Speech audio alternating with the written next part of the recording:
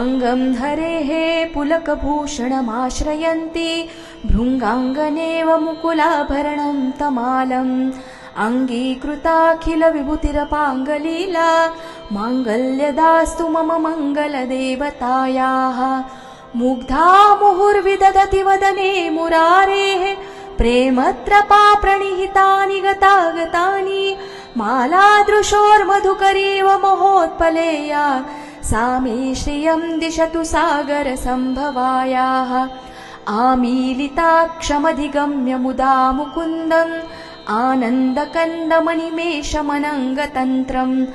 आकेकरस्थितकनिनिकपक्ष्मनेत्रम्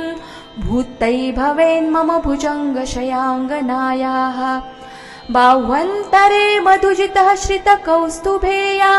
हारावलीव हरिनीलमयी विभाति कामप्रदा भगवतोऽपि कटाक्षमाला कल्याणमावहतु मे कमलालयायाः कालाम्बुदालिललितोरसिकैटभारेः धाराधरे स्फुरति या तडिदङ्गनेव मातुः समस्तजगतां महनीयमूर्तिः भद्राणि मे दिशतु भार्गवनन्दनायाः प्राप्तं पदं प्रथमतः खलु यत्प्रभावात् माङ्गल्यभाजि मधुमाथिनि मन्मथेन मय्यापते तदिह मन्थरमीक्षणार्धम् मन्दालसं च मकरालय कन्यकायाः विश्वामरेन्द्रपदविभ्रमदानदक्षम् आनन्दहेतुरधिकं मुरविद्विषोऽपि ईशन्निषेदतु मयि क्षणमीक्षणार्थम् इन्दीवरोदरसहोदरमिन्दिरायाः इष्टाविशिष्टमतयोऽपि यया दयार्द्र दृष्ट्या त्रिविष्टपपदं सुलभं लभन्ते दृष्टिः प्रौरुष्टकमलोदरदीप्तिरिष्टां पुष्टिं कृषिष्ट मम पुष्करविष्ठरायाः दद्यादयानुपवनो द्रविणाम्बुधाराम् अस्मिन्न किञ्चिन विहङ्गशिशौ विषण्णे दुष्कर्मघर्ममपनीय चिराय दूरम् नारायणप्रणयनिनयनाम्बुवाहः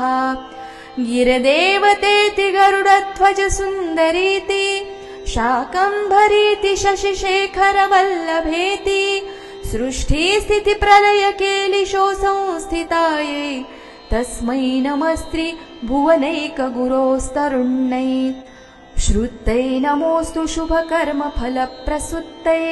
रत्यै नमोऽस्तु रमणीयगुणार्णवायै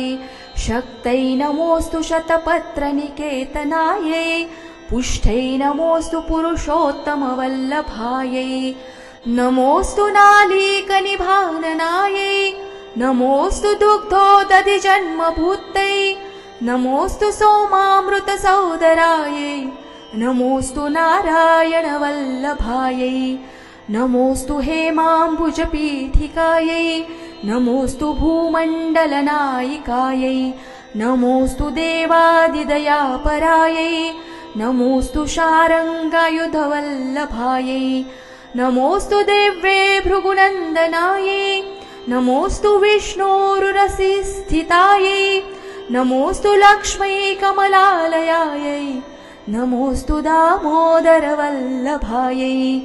नमोऽस्तु कान्तै कमलेक्षणायै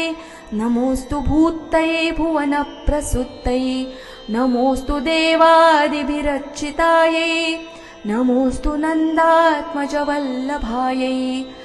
सम्पत्कराणि सकलेन्द्रियनन्दनानि साम्राज्यदानि विभवानि सरोरुहाक्षि त्वद्वन्दनानि दुरितोद्धरणोद्यतानि मामेव मातरनिशं कलयन्तु मान्ये यत्कटाक्षसमुपासनाविधिः सेवकस्य सकलार्थसम्पदः सन्तनोति वचनाङ्गमानसैः त्वां मुरारिहृदयेश्वरीं भजे सरसिजनिलये सरोजहस्ते धवलतमांशुकगन्धमाल्यशोभे भगवति हरिवल्लभे मनोज्ञे त्रिभुवनभूतिकरी प्रसीद मह्यम् दिग्गस्तिभिः कनककुम्भमुखावसृष्ट स्वरवाहिनी विमल चारुचलप्लुताङ्गीं प्रातर्नमामि जगतां जननीमशेष